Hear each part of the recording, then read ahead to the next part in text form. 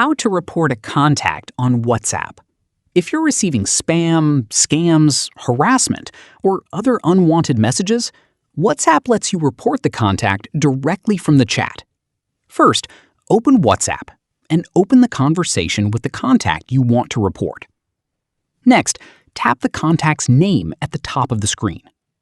Scroll down and tap Report Contact.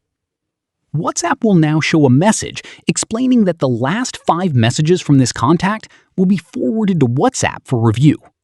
This helps WhatsApp understand why you're reporting the account and investigate potential spam or abuse.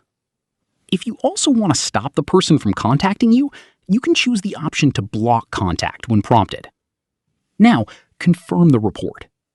WhatsApp will receive the selected recent messages along with information needed to review the report. The person you report won't be notified that you reported them. And that's it.